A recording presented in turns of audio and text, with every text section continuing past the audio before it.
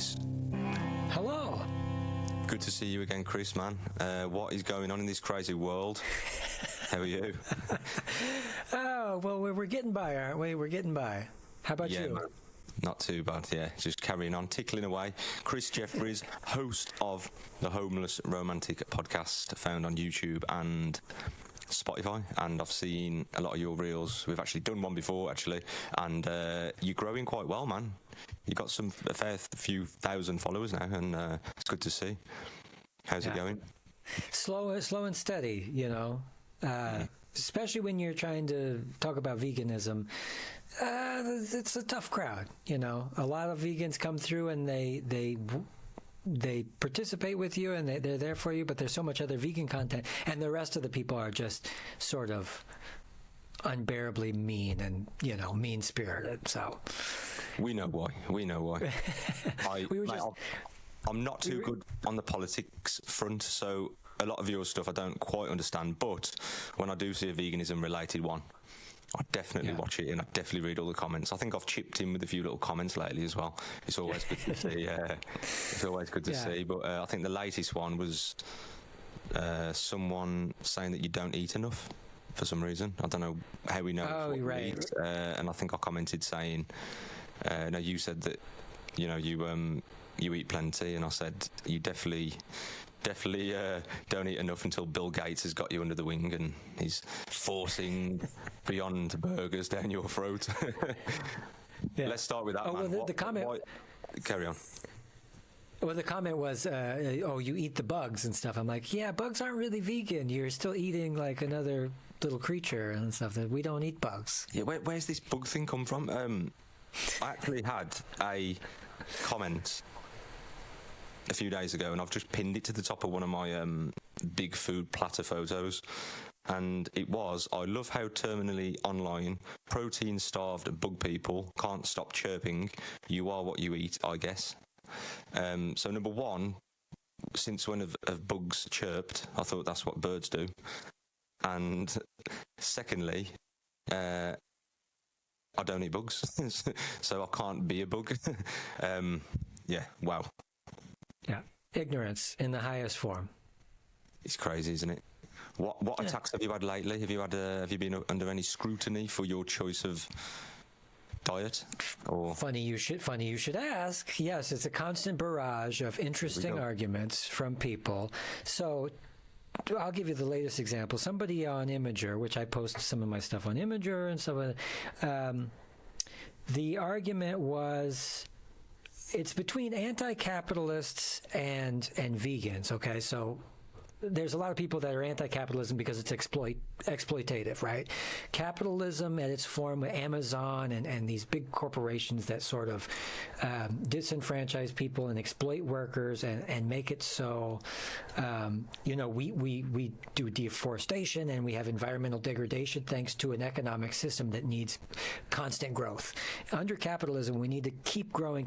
We need to keep cutting down trees. We have to put a dollar sign on every cow and every pig and every tree and everything like that, and so that when it gets killed, that we can justify it economically. Well, there's a lot of young people, God bless them, who say, well, that's wrong. Ethically, capitalism is wrong. We shouldn't be doing that because it's inconveniencing me, and I have to work at McDonald's, and I hate it, and it's, you know, and everybody else. And they're right in that sense, that it is exploitative, it is bad for the environment, et cetera, et cetera. But as soon as you tell them you should go vegan if you really hate capitalism, then the excuses come flying out. Well, you know, we're designed to eat meat, and there is no correlation between the suffering of humans and the suffering of animals.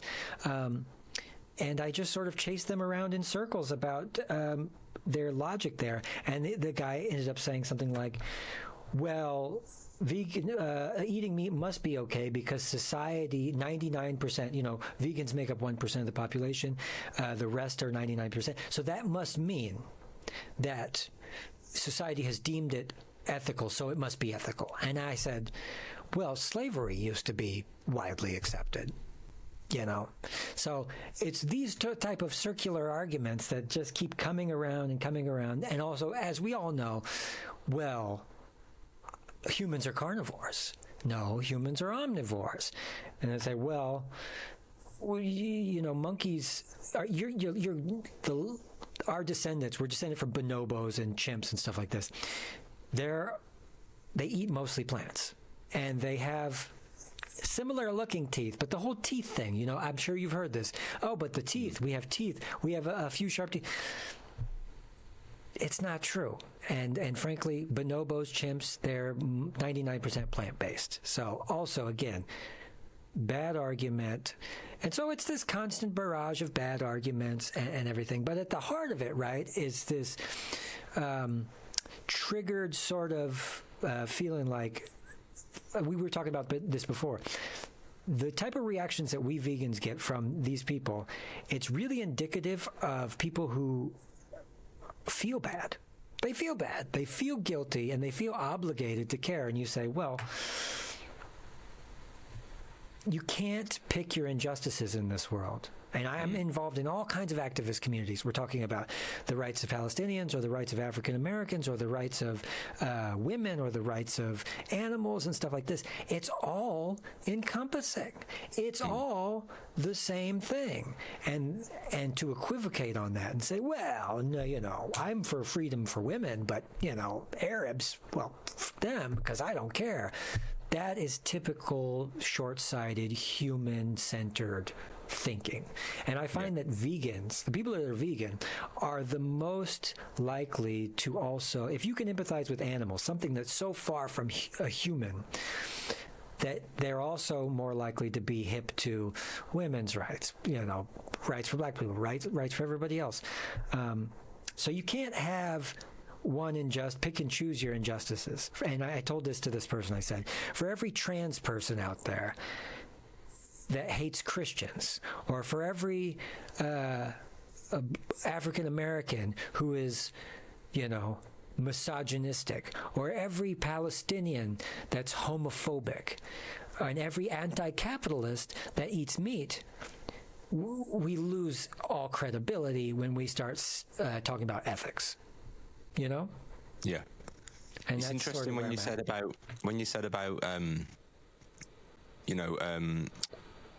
when they say, I've always done this and this is the way it is.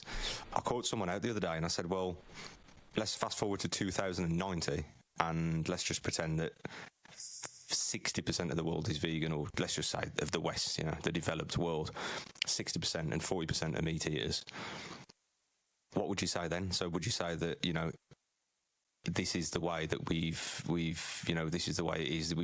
The majority of the world, 98% at the minute, 97% is eat this way, and we accept it as being the ethical way. If you say, if the majority were in 2090, which side would you be on then? And then when they say, I'd still be on this side because this is been happening for thousands of years, will you say, well, okay, let's rewind to 1971, and I said women's football was illegal until 1971.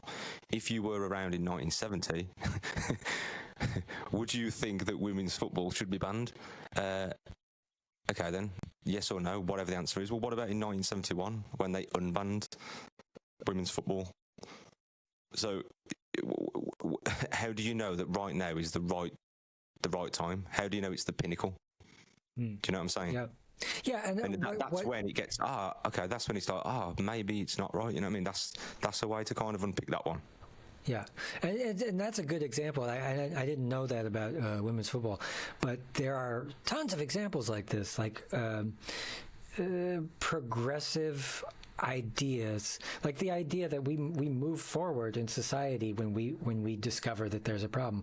Like when there was DDT, we invented DDT and asbestos and all these lead. We started putting lead in paint and stuff, and we thought, oh well, this is a great idea. And everybody accepted it, and corporations pushed it, and then pretty soon lead was on in all the houses and all the water pipes. Asbestos was in all the stuff, and then we had to scramble and say, oh darn, it turns out this stuff is terribly, terribly toxic. We need to rethink it. So this is where things become a little bit murky, because look, there are things that we've done for millions of years, like let's say have a family. Like, this is something that's existed for millions of years, and there's not anything inherently wrong with it, and it can continue to happen into the future. That's fine. And we can say, that's how we did it in the past, and so we should always do it that way. But there's other things like slavery or violence, walking around half naked in a loincloth, beating people over the head with clubs. We want to move past that to some degree. And even the arguments that say Eskimos and stuff and indigenous people have the right to kill beluga whales. I disagree. I don't think just because something is a cultural value, or just because I'm white and I should have some kind of empathy for indigenous people, which I do, and I understand that, it doesn't change the statistics and the science that say we've lost 70% of or 70% or more of our wildlife since the year 1900. Now, when you get faced with those sort of existential new bits of information, then that's when you're supposed to change the culture, change the way you do things, and start saying, well, I understand that these were the customs and cultures of the before, but it seems like it's unfair, and it seems like it's hurting us, so why don't we just change that? Now, I don't have any problem with that. In fact, I would be willing and happy to have that change for those people. Now, what are Eskimos and Inuits going to eat? I don't really know. I don't have a solid answer for regional cuisine for people who live in that area. I don't have an answer for that, but I do know that killing beluga whales when their numbers are already declining it's just not where we need to be right now. And never before in the course of human history has humans have to face an existential crisis that they might go extinct from their own actions. We've never had to, and considering that, this is why there's so much push and pull, so much fighting, so much conflict right now, is because we're faced with that, and we need to either make a big decision and change, or we're just going to devolve into sort of madness and sort of conflict and tragedy and stuff like that. You would think that if you gave someone 10 reasons to go vegan, your health can be better if you do it right. Your health is going to improve. You're going to have less inflammation. No, I like my meat. Okay, pigs are not going to get gassed. Oh, no, I don't care about pigs. Cows are not going to get fisted. No, I don't care about cows. Okay, what about, what about the environment? What about the place where you live? Is still not enough. Nah, I just love cheese, man. Do you know what I mean? Yeah. Well, surely that big one at the end is just going to go, okay, maybe you've got a point. Do you know what I mean? Maybe I don't give a fuck about animals, but maybe I'll just stop because of the environmental issue that we face. But it's just not enough, is it? I think it's saying that people, and this is why I have no faith in humanity, is because that is the length and the width of the ability to logically think about things like that, where you have to, the last thing I do is tell people, well, the cows will suffer. I never use that argument, because I know for a fact that the average human being doesn't give a flying rat's behind about anyone but themselves. I usually go with the health thing, because there's tons of evidence to say it's good for you. Everybody who listens to your podcast knows that. There's more science every day that says better metabolic outcomes on vegan diets. It is impossible to get through to those people. What needs to happen is that cultural shift. It's the same as like if heroin was legal and widely accepted and culturally accepted as a thing that everybody does, and heroin was available on every corner. Nobody would question it. They'd say, yeah, people die, people are in pain, people are nodding off at bus stations and killing people while nodding off driving. Yeah, but it's what we do. It's similar to alcohol in a lot of ways. And that's really the only barrier that we face, is not having the majority on our side to help push all the sycophantic people, all the people who just go with the flow of modern society.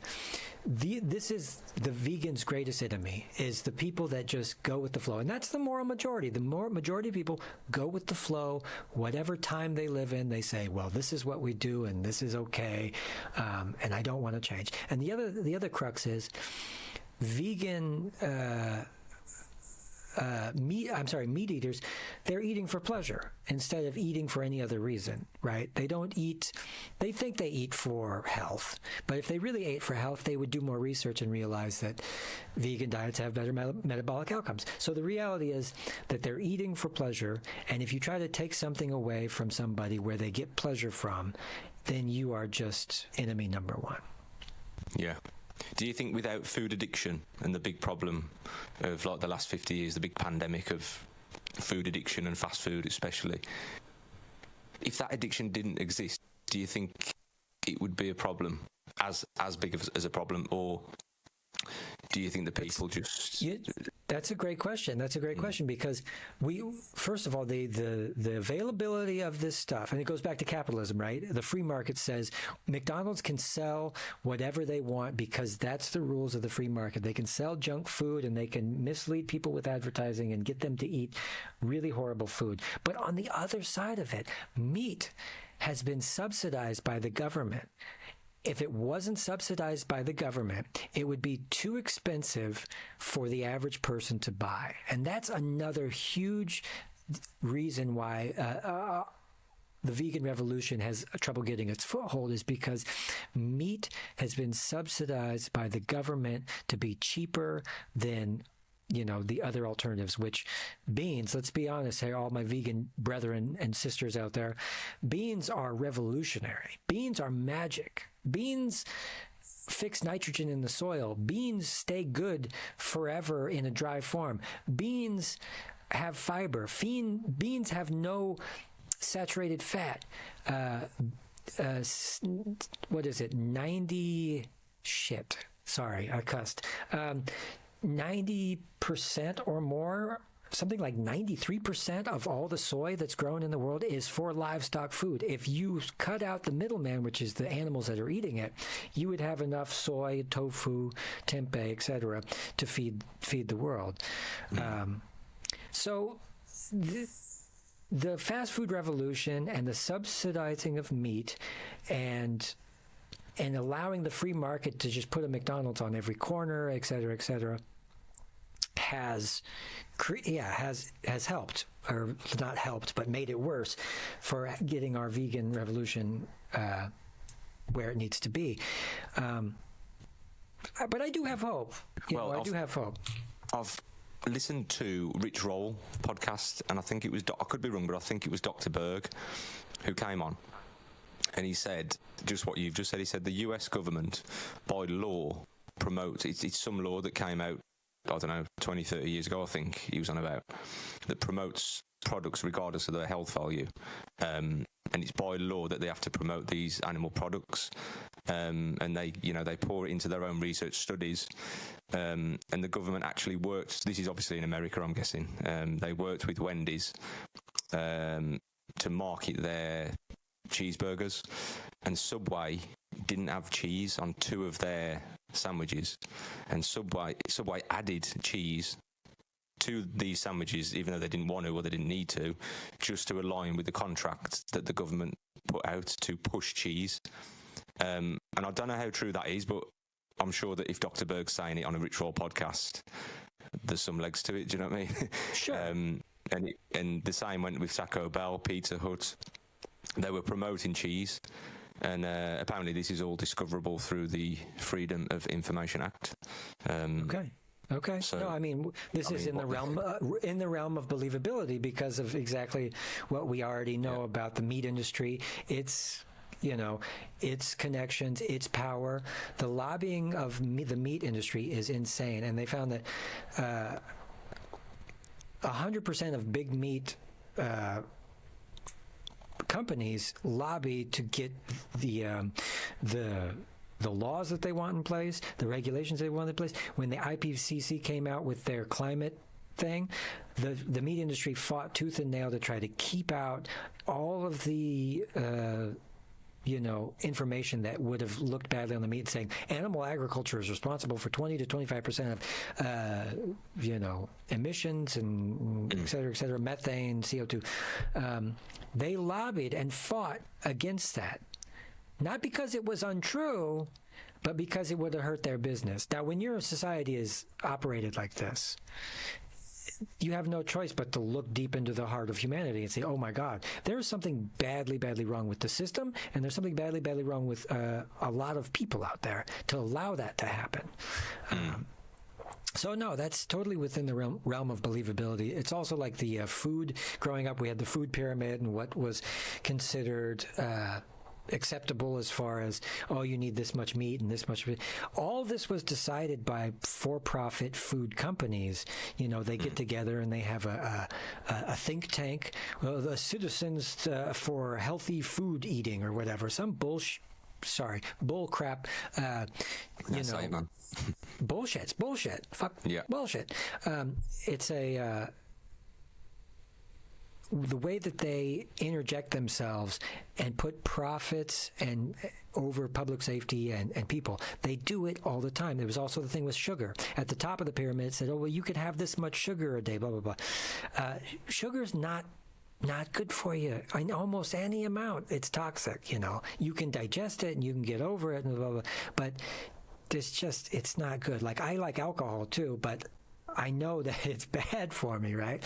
And I don't believe the studies that come out and say a glass of wine a day is good for antioxidants. Maybe the grape juice and maybe so, but there's also lots of studies that say it breaks down your DNA. So the problem is the lobbying on behalf of these companies that skew the truth and actually make it so movements that we're trying to create here, which is based on compassion, sustainability, and better health, we can't get a foothold because they might lose profits. And this, you know, and it always, for me, it always comes back to capitalism. And I hate to do it to all the listeners. I know you're a business owner. I'm not talking about you, but I'm talking about the big ones who have so much money that you can't get a word in edgewise. And I'll be honest, if you live in a society that has billionaires and and money is considered influence, and you can buy influence, you can buy billboards, you can take out ads in the newspaper. If Jeff Bezos can have all that money and have all that influence, then you cannot say that you live in a democracy. You cannot say that everybody is collectively deciding which direction your country is going. Doesn't work. How can people have the nerve to even mention the words vegan propaganda in the same sentence? Because this is another one that I've spoke about a couple of times, and I'm sick. I love that. I've even spoke to anti-vegans, and I've said we'll come back on an episode and just talk about that. But they won't. They want to believe it's true. If I was them, I would want that to be true as well. But talk about that, man. Like, how the hell is veganism being pushed by the elites? It's just... Yeah, so that's the other thing is the WEF and Klaus Schwab wants you to eat bugs and et cetera, like that. But behind that, when you see slaughterhouse footage, it just doesn't matter what Klaus Schwab wants. It doesn't matter what Bill Gates wants. I don't care. Yeah, if you see a cow that wants to live and he's fidgeting in this little box and he can't get out and he's just about to get a spike in the head and he's going to be put down, and you can tell that this cow is nervous. He's crying. He wants to live. He has a family. He plays. He grieves. He's a living, sentient being. When you see him suffering, that's vegan propaganda? No, that's reality. That's reality. And the tofu factory, guess what? They don't have ag-gag laws in tofu factories. You could go into a tofu factory and film because they know that the public won't be outraged by what they see. The reason why they have ag-gag laws is because if the majority of the people were subjected to what happens in a slaughterhouse, that company would go fucking bankrupt. You know, and people would go vegan in droves. And eventually somebody... You know, and I just got thrown up. There's a subreddit on Reddit. It's called Anti-Vegan. And I meandered on over there. Oh. And I took a look at what they called us. Vegan propaganda. Veganism is a religion. It's a cult. Eating dead animal carcasses is a cult. When you go home for the holidays and you say tofu is gross, and yet you're, tearing the guts out of an asshole of a turkey and stuffing it with wet bread, and you think we're weird. It really just boggles the mind. And then on the flip side, they'll say vegans are weak, vegans are tired, and then when you get mad and you're energetic and you're challenging them, they say, oh, well, vegans are always angry. You'd be angry too if you had a spine and you saw what we saw and you went vegan and you finally, like, I went vegan and I said, this was the easiest thing I ever done. I quit smoking. That was way harder. Once you realize how easy it was to go vegan, how stupid you felt for ever fighting it or ever doubting it. I just have no faith in humanity anymore because of how weak and petty and argumentative and confrontational people are, especially when their values are challenged, Talking about the cult and the religion, I spoke to a Muslim a few weeks ago on the topic of halal slaughter. And after going through all the rigmarole of how ridiculous, the belief, the belief is actually a good one. The belief is we don't want animals to suffer. The ridiculous part is the animals do suffer, and it's stamped with halal. So it's kind of like we half agree, but you don't follow through with what you believe in. And basically, at the end of it, he said, veganism is a religion. And I said, we've just gone through all the hypocrisies of these actions and these beliefs in a religion. How can you sit there and say that veganism is a religion? I read a quote, actually, and it said... I read a quote, and I'll kind of put it into my own words, and it was, religion is choosing to believe in something you can't see, and veganism is choosing not to believe in something that you can see.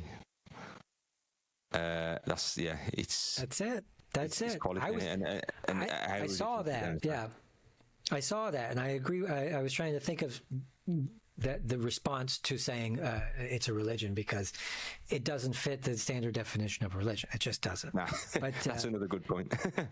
But the ethical slaughter thing is a tough one. People like to think that ethical slaughter, and I just told somebody, it's an oxymoron. When you say ethical slaughter, it makes no sense. It has no meaning. It's like ethical rape or ethical burglary or ethical, I suppose there could be some ethical burglaries if if you're robbing the right person, but ethical rape, ethical murder, it's not a thing. It's not a thing. No. Unconsenting murder. No. And they base that term on whether or not the victim tastes good, because if it didn't taste good, it wouldn't be ethical, which again is another thing that blows my mind. Is if the taste was 5 out of 10 instead of 10 out of 10, what would it be then? If we fly to Cambodia and do it to a dog, is it the same then? And this problem just keeps popping up of all these inconsistencies, doesn't it? And I don't understand how doing it to one species is different to do to another species. It's just crazy, isn't it? And I actually respect the people who say, yeah, I eat pigs, I eat cows, and I say, well, what if you would go to Cambodia and eat a dog? They say, well, I'd do that too. It's like, okay, well, that's at least fair. Okay, at least you're consistent with your thing. But most people go, in the United States, we don't eat horses, and it's illegal to put horse meat in dog food. It's just out of the cultural norm to, if you say, oh, I'm eating horse, people go, oh, that's gross, that's crazy. But then they go and eat a cow. In Europe, however, in places like Germany, where I live now, horse meat is in dog food. You can go to the store and get a can of horse meat dog food. And the first time I saw that, I was totally disgusted. I thought, what kind of backwards ass shit is this? Wow. But the truth, but the truth is, there's no consistency with this. What do you call it? The speciesist nature of meat eating. Most people like to pick and choose which animals are cute enough to eat and which ones aren't. And I'll tell you guys, it's completely arbitrary. The distinctions that you've made between the animals you eat is made up. You made it up. Somebody made it up, and it became accepted. And there was a time in human history where meat maybe was necessary for human survival, and people needed to eat. There wasn't anything available, and it was between starving to death and eating the family pig. Just like cannibalism. Right. But we live in the modern day where we have choices. We have, when we go to the grocery store, we have the ability to choose. And saying that eating meat is natural, which is something I heard this week. Eating meat, completely natural. 99% of the meat in the United States is factory farm, living in dark places, never seeing the sunlight, being fed on grain. And I'll say this, the other thing I always hear, which is grass-fed beef. When you talk about ethical slaughter, oh, well, they lived a happy life. They got to eat all the grass. And you know that there's no problem with grass-fed beef. Like, I hate factory farming, I agree, but I only eat grass-fed beef. It's like, okay, well, first of all, you still kill them, okay, which is not cool. It's not cool. Either way, you're still killing something when, in fact, you have the choice not to. Go have a nice slice of tofu. Give me a break.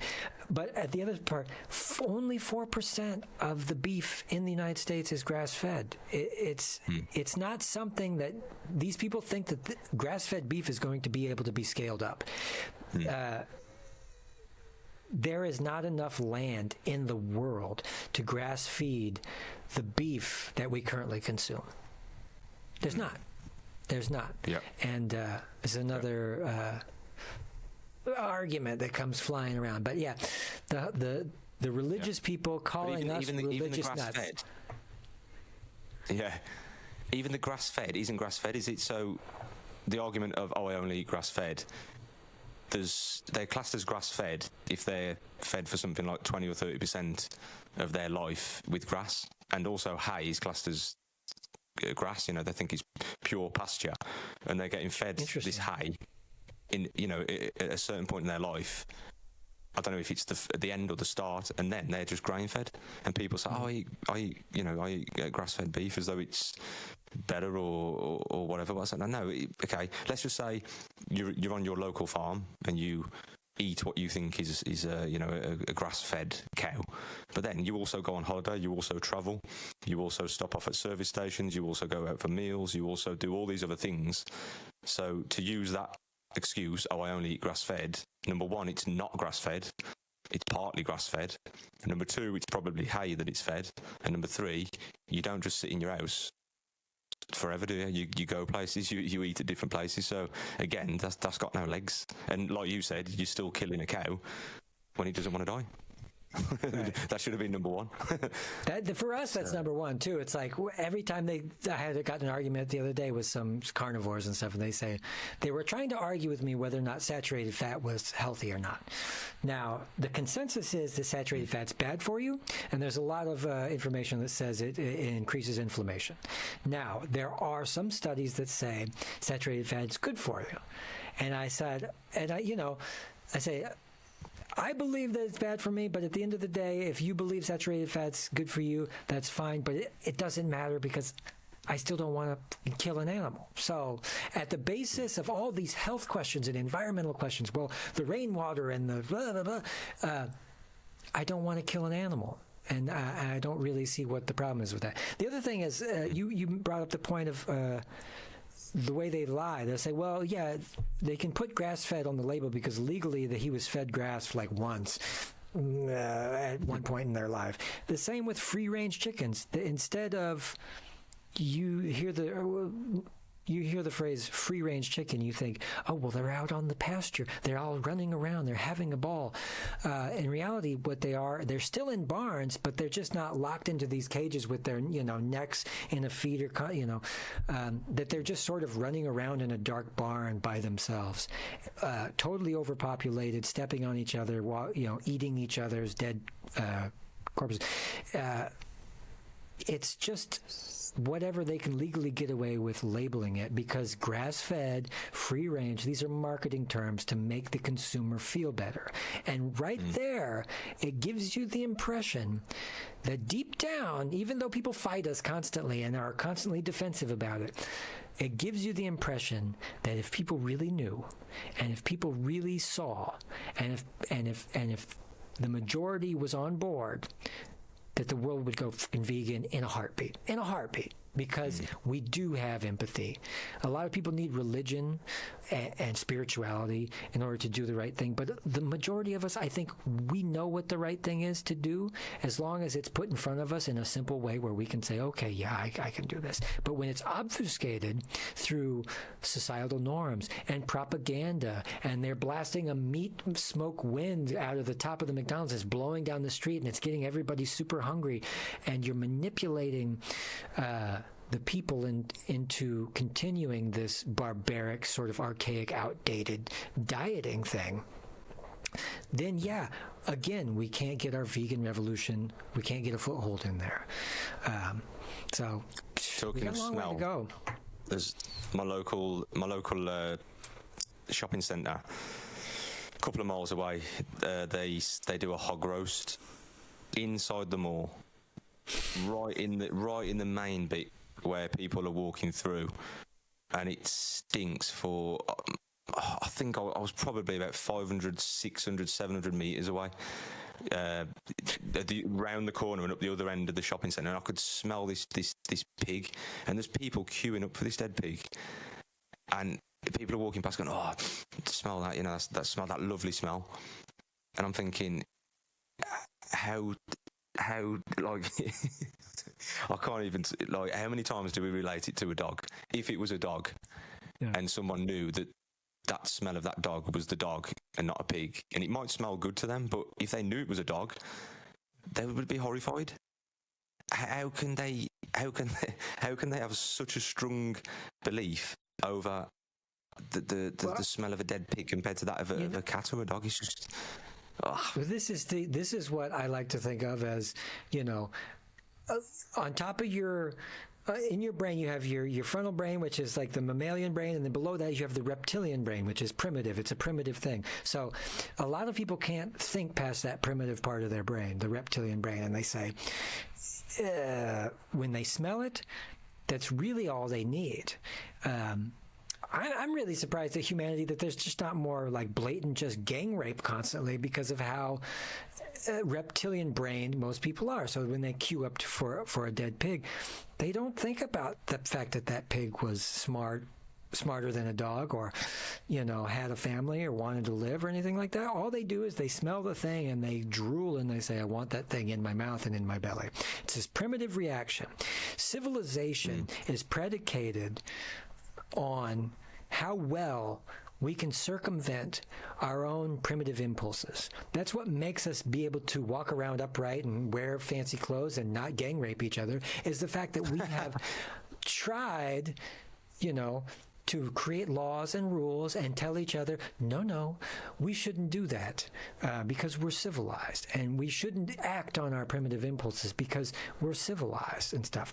And we do make progress throughout the course of humanity and stuff, but at the same time, we went from slavery.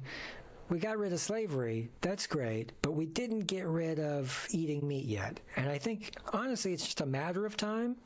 But it's such a slow process to get people to circumvent your reptilian brain. Try to, avoid these primitive impulses as often as you can. Acknowledge them when they come up. Try to understand what they are. See if you can go without. Beating addiction was one of the ways that also helped me circumvent my reptilian brain. My reptilian brain wanted me to continue to smoke cigarettes and loaf around and, get wasted all the time or whatever, and eat meat, eat fast food, drink gallons and gallons of Dr. Pepper, and it's not until you break with those things and become completely miserable because you're coming down from an addiction. It's not until you do that, then you really are sharp and disciplined and are able to. And then, so when veganism came along, I was ready. I was ready because I had good practice circumventing my reptilian brain and saying, no, I can do this. I can live without X, Y, or Z. Let's do it. Give it a shot, because I would hate to have somebody else feel as terrible as I do right now. And that was it, man. It was just, it's a no-brainer. In any kind of addiction that someone beats, it's respect from me. I mean, I don't know why, but I've never been addicted to anything. I've not got an addictive personality, but I've seen people that have been addicted to gambling, drugs, alcohol, cigarettes, like in your instance, and there must just be something. I mean, I've been lucky, really. I think I've just never been addicted, but I've seen addiction, and I'm glad it was only a cigarette addiction and not nothing hard. You don't have a fitness addiction? That's a good point, actually. Maybe I do. Maybe, yeah, I'd say, yeah, it makes me feel good. Cigarettes made you feel good. Maybe you're right, man. Maybe it's a good it's not bad. It's a good habit. It's a good addiction, and you need exercise to live. And you're also bulking up, so if anybody ever gives you any lip, you can give them what for. That's good. But people that have certain, I don't know, fitness maybe not, but people that smoke and drink and stuff, it's usually past trauma. It's trauma, dealing with the world you live in, et cetera, et cetera. This is what gives birth to these addictive sort of personalities. And yeah. I mean, even when I was a big drinker, I don't think it wasn't the alcohol that I was, drawn to. It was the social environments that I found myself in when I was drinking. I think I just loved being out and meeting people and drinking and doing this and that. But now I'm glad that you knocked it on the head. Do you think that kind of put you on a path of health, and is that what led you to veganism, or a little bit? There was a lot to it, because when I lived in America, I was homeless for many years, and I would hitchhike state to state and eat junk food and play accordion at gas stations for money and live this, dirty bohemian lifestyle and stuff. But I had no health care. I had no concept of health. I had no social safety net. I had no home to go back to. I was on my own, out blowing in the wind. And so didn't matter. I was apathetic enough. I'd just keep smoking, drinking, whatever. Nothing mattered. I have this strong feeling. Where I get my confidence is knowing that I am not special and not unique, and I don't matter no matter what. So I have no reason to be self-conscious.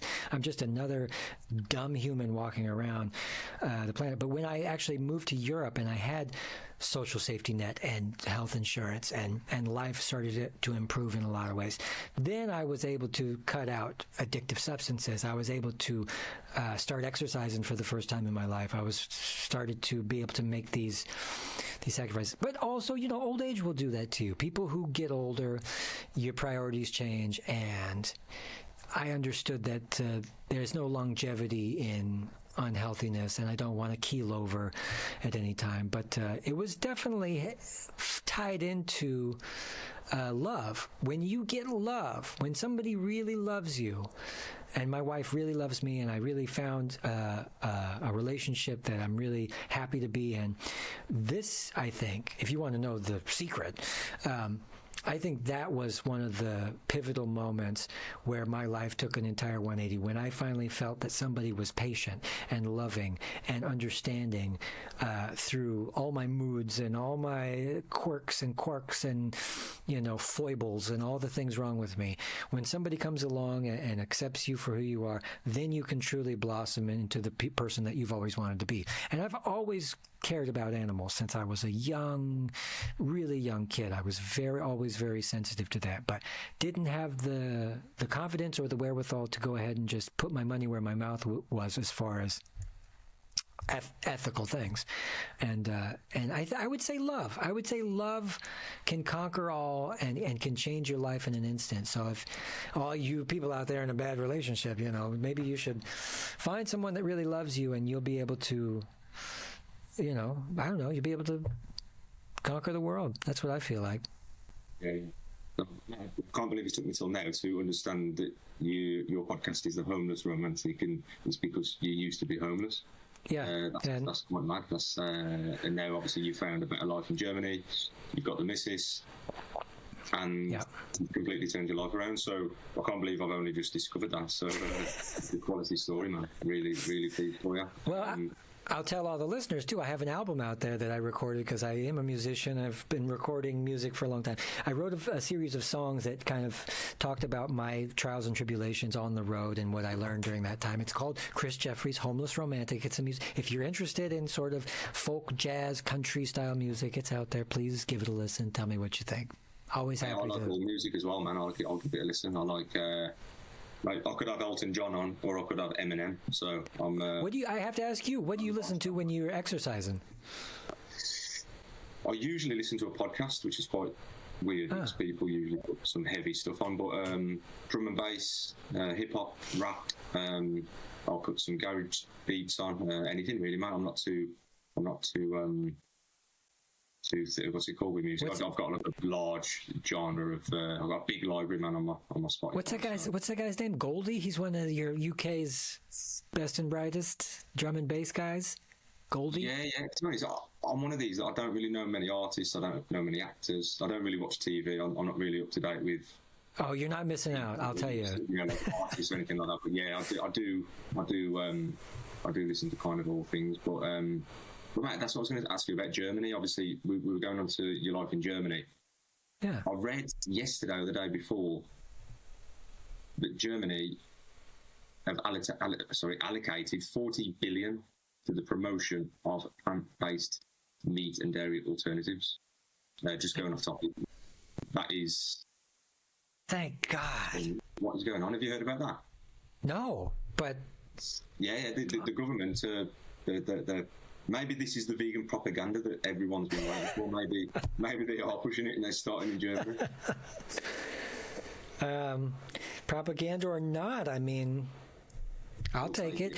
Well, Germany has really become infamous. So Israel is the number one spot for vegans worldwide because, for whatever reason, the religious issues with Judaism and eating fish or what, I don't know how they do it, but they have certain restrictions on what they can eat. So a lot of people in the country decided that it would just be easy to be vegan. They're leading the parade as far as vegans go, but then Germany and the UK are both right behind them. And I never saw so much vegan food as I did when I came to Germany. Plenty of tofu and everything like that. And I know I've been here a long time now, but still it's like I've read statistics that say most vegan-friendly, most vegan restaurants, most availability of vegan food at the grocery store. So the high number of vegans in Germany and increasing, of course, too. And I would say that this is because they are also highly educated. They have free university and all free health care and stuff, so that they have a little bit of the time to sit and think and decide what they want to do and how do they be as ethical as they can or whatever. But on the other hand, they also still have schnitzels and a lot of meat eating and barbecues and, a lot of chuds who are totally pro bratwurst and stuff like that. So, but honestly, I was totally shocked that Germany is actually one of the leaders in vegan food. So it doesn't surprise me that they're going the direction. But also, everybody, the elitists, the WEF and the Klaus Schwab, there are people in government and are people and capitalists who I'm not crazy about. They are seeing that there's a market for it and also that there's a necessity for it for the greater good of humanity. And even Bill Gates, I don't like him. I don't like how much money he has. I don't like a lot of the things he does or represents. But when he says that plant-based diets could save the world, I wholeheartedly agree. And I think that's at least a positive, Yeah. Well, one way to predict the future is to see what billionaires are doing, and millionaires will think in years and billionaires will think in decades. So there's a reason why Bill Gates and billionaires are, investing in something what they believe will be the future, because otherwise they wouldn't be doing it. So like you, I don't like Bill Gates. I don't like any of the world elites, but there's a reason why he's doing it, isn't that? He's not investing in KFC, is he? Or is he? I don't know. He's not investing in pizza. He's investing in something that he thinks is going to be the future. So it does look really. Even a broken clock is right twice a day, Yeah. And even when I hate the person, eventually they say something I'll agree with and stuff. But yeah, I mean, come on. It's not hard. And it's sad that we have to rely on billionaires to shape the future of humanity. And that's what they think. They pride themselves on being people who are intelligent and smart and powerful enough to basically tell other people what to do. But in the case of divesting from meat, well, of course. I mean, go look at a cow being killed and tell me that that's something that is ethical. It's not.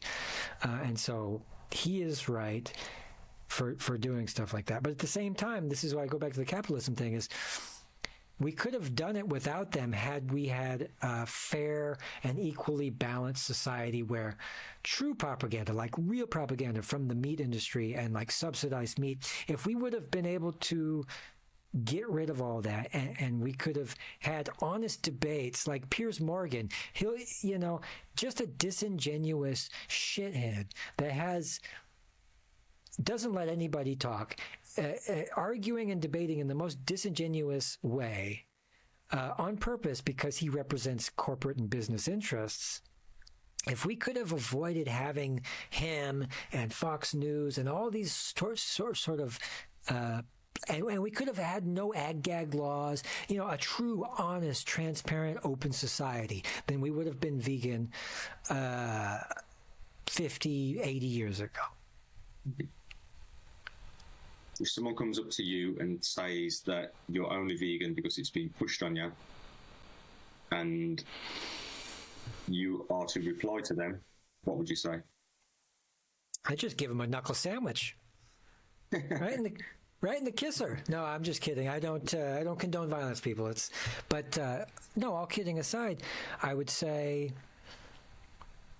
let me bring up some animal cruelty on my phone and let me see if I can explain it to you. But it's funny you posed this question to me, because this sort of happens to me every day on the internet as somebody comes up to me and tells me that I'm just trendy, or I'm just, this, that, or the other.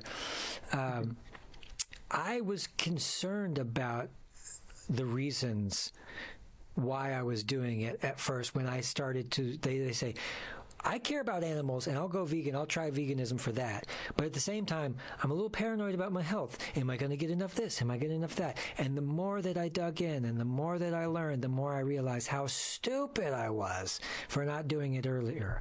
And so when it comes to debating different concepts, capitalism, I'm debating Israel-Palestine conflict, I'm debating about all these different political issues that are going on in the world. The veganism issue, it's the easiest thing to debate because the facts are so overwhelming. So overwhelming.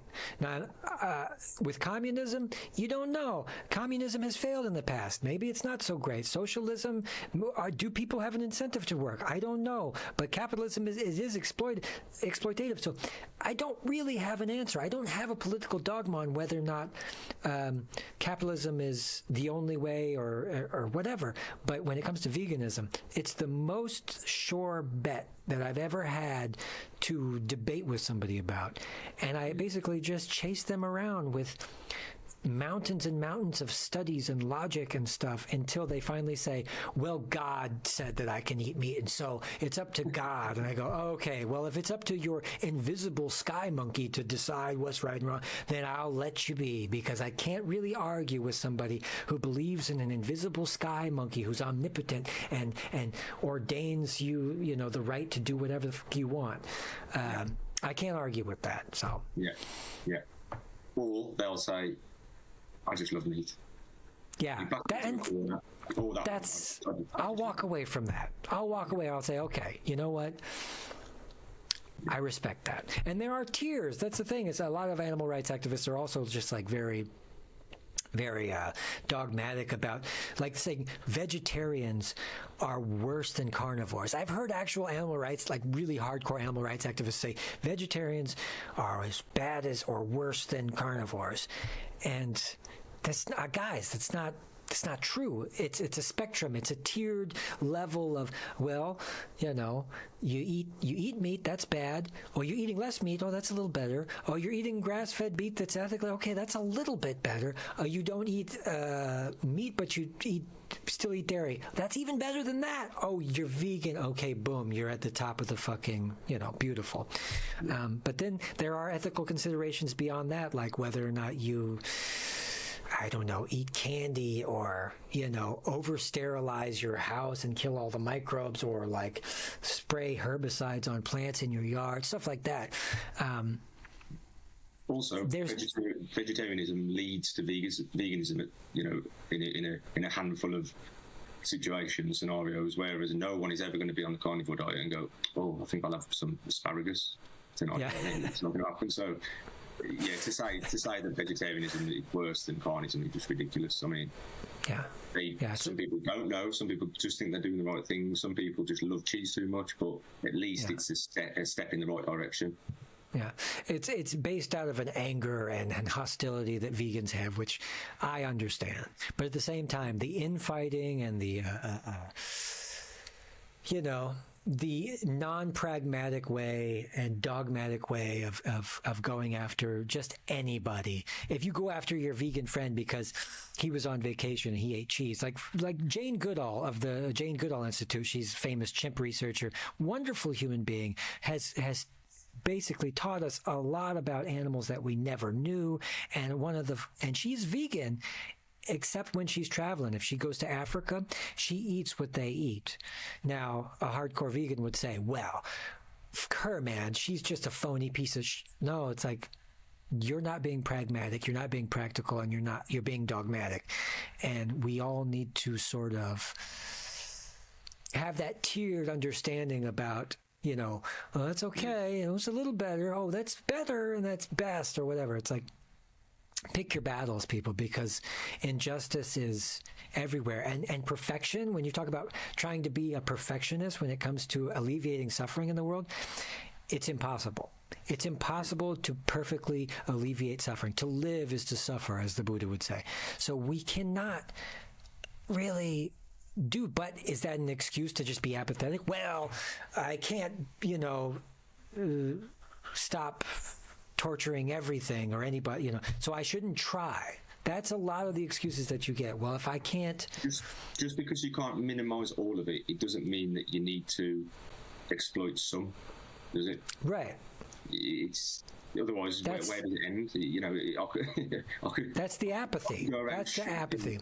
I could go around shooting squirrels in the local park and go, well, you kill dogs, or you eat cows. I can do this. I mean, so where does that end? Right. And that's another thing is society has made this arbitrary distinction that says, oh, we can slaughter billions of sentient animals as long as it's in factory farms and they come in plastic and styrofoam in the grocery stores. That's fine. But if you go to this park and start shooting squirrels, well, that's just sick and twisted. That's weird. He's a little deranged. I think that's one of the signs of a child is psychopathic. They say, well, he tortures animals. He gets his job. And yeah, that's true. But at the same time, you live in one of the most backwards, violent, racist, repressive societies, living amongst the most dangerous animal of all, which is human beings. That distinction is arbitrary. Not that you should go shoot squirrels, but at the same time, you should just consider these things. Maybe don't do any of it. And maybe one day you meet a llama that you just don't like and you have to murder. Okay, fine. I mean, but don't tell me that one is worse than the other, or one of these. They're all bad. It's all bad. It's all suffering. It's all murder. It's all killing. It's all torture. It's all rape. It's all exploitation. And you know what? To this day, we're sitting here talking on computer screens that I guarantee have some trace amounts of animal fat in them, because they are used. They need animal fat, apparently, to make stuff like phones and screens. I don't know if it's all phones or all screens, but isn't it? Yeah.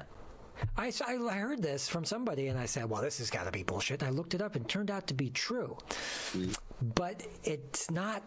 And people attack you with that. They say, well, don't you know that your shoes come from Bangladesh and that people are suffering? And it's like, yeah, I mean, is that an excuse to stop? Yeah, if you'd stop, funding the torture of billions of animals, then their bones wouldn't exist and then people would stop using the bones to make computer parts out of. So it's not like you're creating a demand for animal bones because you're buying a laptop or a phone. It's because it's just so readily available. Yeah, it's the same story with oil. Like, oil is so plentiful and such a big deal that if you're against plastic bags, then you're also against ExxonMobil. Or if you're against, because it's this thing that when they discovered it, they decided to try to use it for everything. And now, because of that, they try to put it in everything when it's not even really necessary. And if we didn't have oil anymore, and we stopped extracting it, and we stopped using it for cars, chances are we would stop also producing plastic bags, because it wouldn't be cost efficient to get the petroleum to make the plastic anymore. You're right. You're absolutely right. The bones are just laying around as a byproduct, waiting to be used from the meat industry, and technologists say, well, we can use this, and it's cheap, and it's waste, so we'll just use it. I'd even argue that the dead animals would be happy for me to use a laptop to spread the message, to inform people of what's going on, so that their descendants don't go through the same miserable existence. You know what I mean? So yeah, and that's the problem. When people attack me with that thing, they say, well, slaves are making your, or there's animal products in your thing, or there's slaves that make your computer or whatever. And I say, yeah, and you're telling me that on your slave-made machine or whatever. But at the end of the day, what are you trying to tell me? Are you trying to tell me that, well, you're guilty of suffering, so nothing matters? That's basically what they're saying. They're saying, because you're not perfect, then nothing matters, and that we should just kill and rape as many people and animals as we possibly can. This is an argument I constantly hear. Well, that you're doing that, and so what? So that means that you can do whatever you want? Attempting to be a better person is one of the it's the fastest way to become a pariah in modern societies. Oh, you think you're so high and mighty because you're trying to be a better person. Well, fuck you, and let me point out all the things that you're doing wrong. It's like, not only are you on the same device made out of old chicken bones and slave labor, but you're also eating the chicken. You're eating the chicken, and then the bones create the... There's no good reason. And that's why the future is vegan, is because I've been up and down. I've taken a good look at the arguments, and I realized, man, these people are all hopelessly full of shit. They don't have an argument to stand on. Yeah. The psychology fascinates me, and I'm the same as you. I'm always commenting, always debating, it's always there, you know what I mean? And the more time goes on, because we used to eat meat, we used to fund dairy. I'm not saying that everyone's stupid at all. I'm just saying, some people, they don't want to accept change, or they just don't understand what actually goes on. But I saw a quote the other day. Someone commented, and they said, the more sadistic an anti-vegan may be, the less stupid they are. The more stupid they are, the less sadistic they must be. It was like a scale of sadism and stupidity. And like I said, I'm not saying everyone's stupid. I'm just saying it was a good way to put it, because sometimes you just think, oh, you're obviously violent, or you're barbaric, or you don't give a shit about, cruelty and things like that. Yeah. And some people are genuinely just stupid-minded, and they just say stupid things. And so where are you on that scale? Quite an interesting comparison. I've heard it before. Yeah, and they don't, a lot of people have the mentality of a teenager, like a teenage boy. Like when we were young, we probably did stupid shit and caused trouble or whatever without thinking about who we might have been affecting and stuff like that. And teenage boys are really the most prone to doing like horrible, criminal, sort of unempathetic things. But,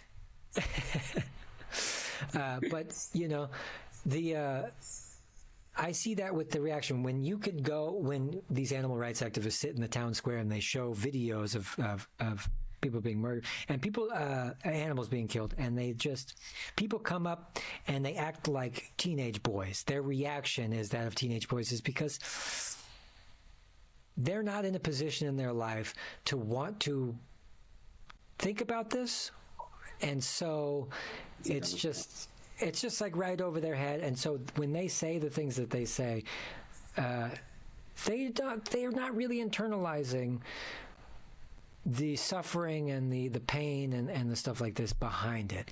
They're letting it go in one ear and out the other, and they're basically saying, man, don't tell me to change. I don't want to change.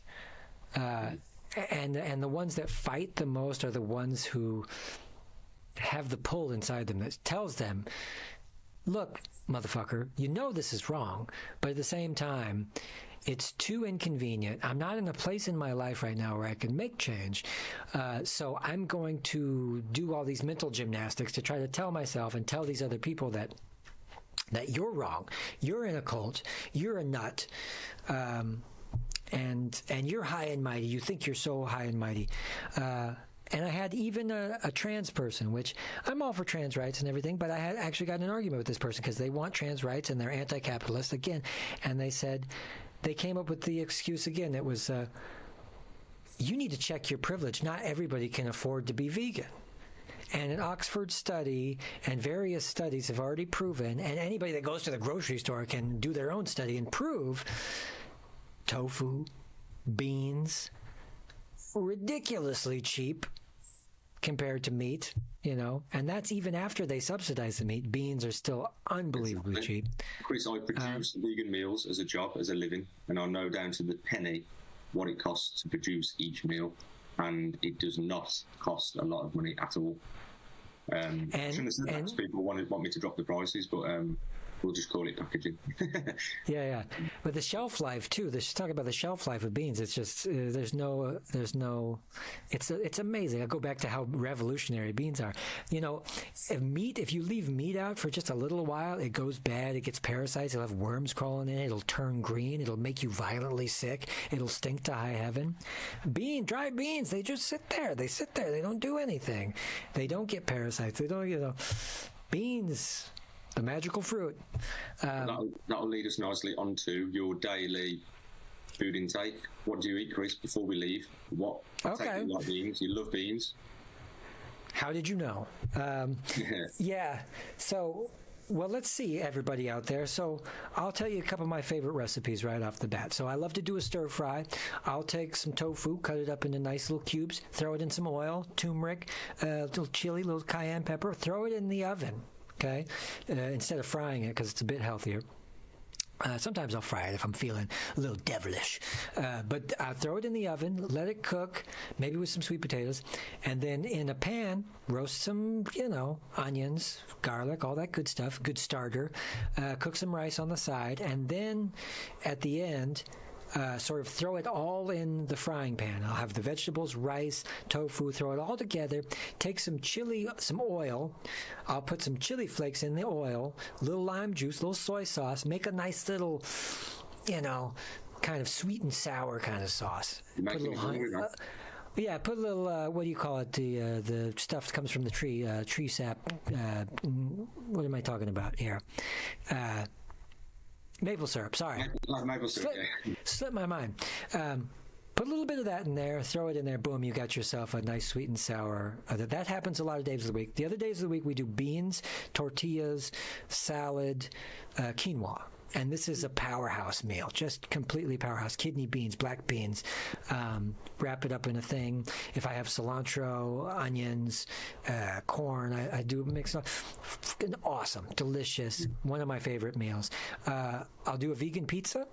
I'll make a nice wheat-based dough, let it ferment all day, sort of get the yeast in there and make a big ball of dough, and then I'll do my tomato sauce, and then I'll put leek, onion, olives, whatever you guys like, put it on the pizza. And then the kicker is, for all you vegans out there, you might love this, cashew cheese. I'll take some cashews, boil them down, get them nice and soft, and then I'll add garlic, lime juice, salt, and some plant milk. A little bit of plant milk. And if the thickness isn't right, I'll put a little cornstarch in there. Mm-hmm. So you end up with this really high protein, garlicky sauce. And I pour that on the pizza. And when it comes out, it's just like pizzeria pizza. It's it's wonderful. Oh, I'm getting hungry just thinking about it.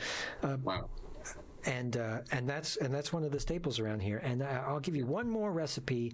Let me think about what I have a favorite. Oh, falafel. Great way to go. Falafel, right? You get yourself some flatbread. We get the stuff prepackaged. It's chickpea flour. You add water. It becomes a solid mass. You make little balls out of it. Toss that in the fryer or in the oven. And then you make a baba ganoush with roasted eggplant. Put a little oil on that. I usually add some smoked paprika in my baba ganoush. I don't do it, authentic style or anything, but it's wonderful. And hummus, you add that in the mix. And between all these 4 meals, and then occasionally I can't think of anything else, but we do cook other stuff. These are getting me by, and every day I'm salivating thinking about my wonderful, delicious vegan food that I'm gonna eat. Yeah.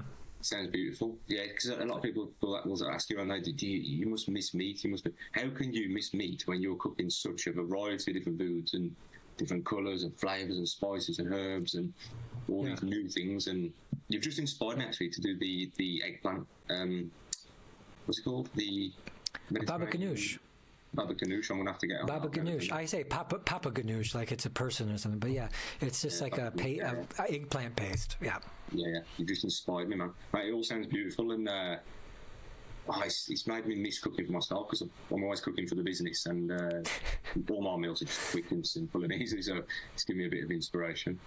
But, and I want to thank you for having me on your show, but also thank you for everything you do, because you're an inspiration to me, because you're running a vegan restaurant, which running a restaurant is very... you were. But yeah, I've moved to cold food now, so I'm just working from like a small kitchen and just doing deliveries. But yeah, thank you. It's stellar. Come on, it's a restaurant of some kind, right? It doesn't matter. You put your money where your mouth is. You go out there and you are spreading the word through people's taste buds. I respect you so much. The other reason I really respect you is because you kick ass. You're always training. You're always doing fitness. You boxing, all that stuff. You're one of these tough guy vegans. We need you. We need you so bad, because everybody thinks that vegans look like me, and which, I'm not a big guy. Come on. And then on top of it, you do this podcast, and you're just like you're an inspiration to me, man. I just appreciate you so much. Thank you, Chris. Yeah, you too, man. I mean, yeah, I'm doing what I can. I'm putting that message out there that, you can be quite bulky, you can be fit, you can be healthy, and that's my form of activism, I suppose. So appreciate the words, man. You too. Constantly listening to your debates, man, and I'm loving any kind of argument you get in. Just tag me, man, and I'll be there. Oh, really? Okay, good to know, because I need an army. Are you on Twitter? Oh man, yeah, tag me. I am, but only for screenshots of quotes, basically. But I will be there. Right. So just give us a follow, mate. And it's good to see your podcast growing, man. It's definitely gained a couple of thousand since we last spoke, man. So yeah, well done on that front. Slow and steady wins the race. Yes, absolutely. Cheers, Chris. It's been good to see you again, man. And any advice that you need, if you do, decide to start training, obviously you're busy, but if you do, drop us a message, and we'll give you any info that you might need. I might. I run into so many people that deserve a knuckle sandwich. I'd like to be able to be well equipped. Yeah, a couple of months, man. You get that technique right, and you'll be well away. Nice one, Chris. Enjoy the rest of your afternoon. Signing off to everybody out there. Thanks, everybody. Cheers, Chris.